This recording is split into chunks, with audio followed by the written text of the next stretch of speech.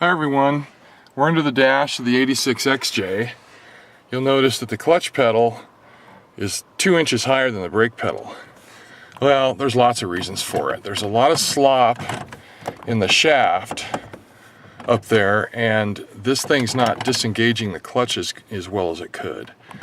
See all that slop? So I've got bushings on the way to help tighten that up. But there's another very specific thing I want to show you that is going to require a little bit of camera work. Sorry about that. Okay, so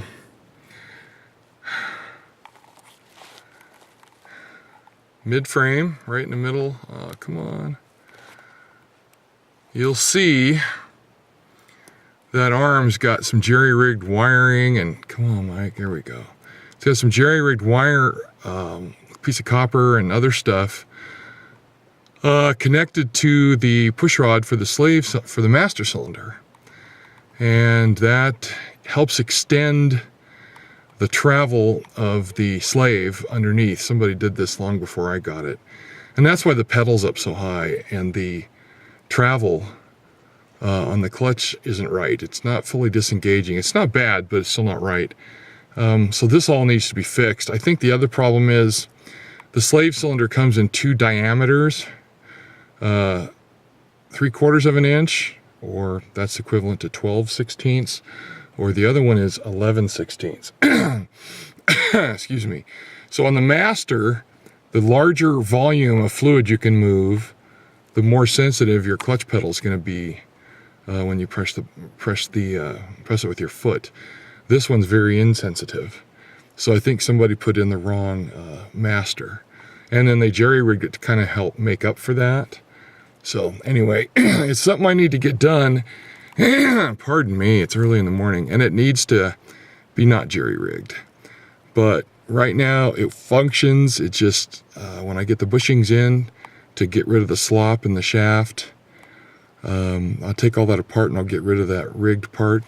And I'll get a new master and put it in, and this silliness, look at that, that's a couple inches easy, you know?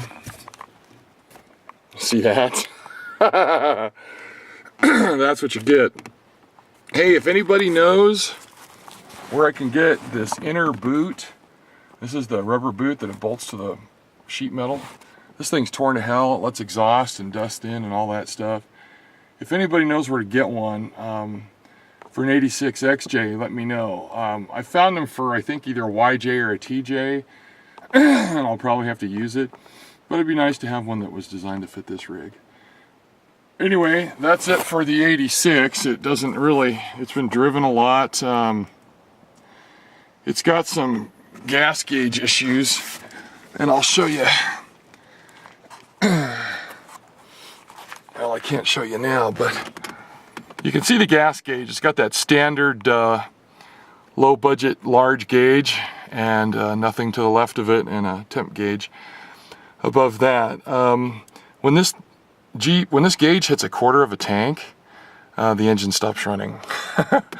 I like to find out where my gas gauges work at, and I found out. So I don't know why it runs out of gas at 1/4 of a tank. A lot of you know that Jeep put the same size tanks in a lot of their Jeeps, and they put in different sending units, a 13-gallon sending unit and a 20-gallon sending unit. And I don't have the money to fill this thing all the way up and then run the fuel out of it to find out which one I have. So I'm hoping somebody can tell me a way of figuring this out before I run out of gas again. That's kind of a bitch. Anyway, you can see the thermometer in the dash. I run those in each air-conditioned vehicle, so I always know how well they're working. This one only puts out 50-degree air, sometimes 48, and that's not cold enough. But anyway, it's fun to drive. One of the other issues is, see if you can see this. Yes, can you see the driver's seat is slanted a whole lot? Don't know how that happened. Some previous owner. Yes, it needs to be fixed. Guess I'll have to tear the seat out and find out what inside of it structurally failed. So that has to happen too. Right now, it actually makes it easier to get in this thing. It's lifted enough that my short legs make it just difficult to get in. So having the seat tilted actually helps, except when you're driving it, it's a little hard on the spine. So anyway, this old girl's running pretty decent for the summertime. It doesn't even overheat a little bit. It runs so cool. And for having a disconnected aftermarket electric fan in it, it kind of made me wonder why somebody even bothered putting it in. It runs cool and efficiently and everything. So gas mileage is definitely better than our 4-liter automatic. Anyway, that's it for now. Just thought I'd update you on this rig. Good morning. Happy holidays. See you. Bye.